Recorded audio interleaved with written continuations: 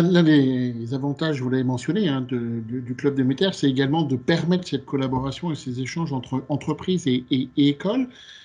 Qu'attendent les entreprises du monde agricole et agroalimentaire, des étudiants et des établissements de formation dans les années à venir? Est-ce qu'il y aura des évolutions? Est-ce que, à votre avis, il va y avoir des demandes différentes en termes de contenu, de mode d'enseignement? Est-ce que vous avez déjà un petit peu une idée des transformations sur lesquelles nous allons devoir travailler?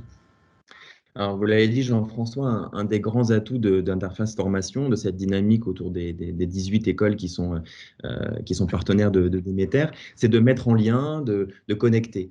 Et il y a quelques mois de cela, et vous en étiez aussi, les directeurs des écoles nous ont dit, bon, Déméter, vous avez 70 entreprises qui sont membres, aidez-nous à comprendre quels seront leurs besoins demain. Et c'est ce qu'on a fait au travers d'une enquête auprès de nos adhérents. On a essayé de savoir quels seraient les besoins clés en termes de compétences et de formation demain. Et je vous livre ça de manière très transparente. Il ressort quatre axes vraiment très importants et très stratégiques, qui sont le premier, celui de la transdisciplinarité.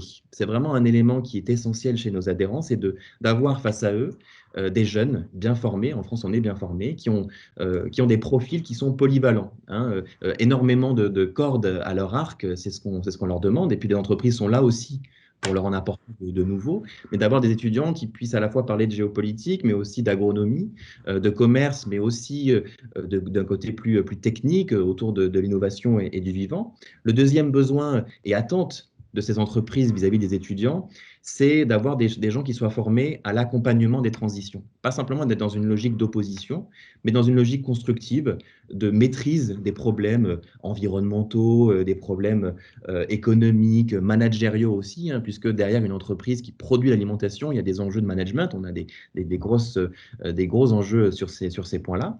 Et puis les deux dernières attentes, on va dire, les deux derniers besoins de compétences, c'est la compétence digitale. Aujourd'hui, hein, les entreprises du secteur sont particulièrement innovantes.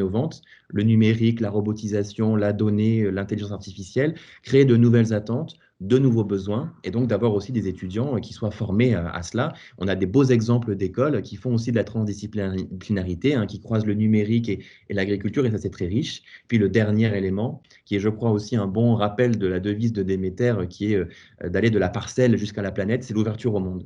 C'est la connaissance, la compréhension de toutes les dynamiques françaises, bien entendu, mais aussi européennes. L'Europe a aussi beaucoup d'impact sur nos assiettes et sur nos modes de production, mais aussi les questions internationales.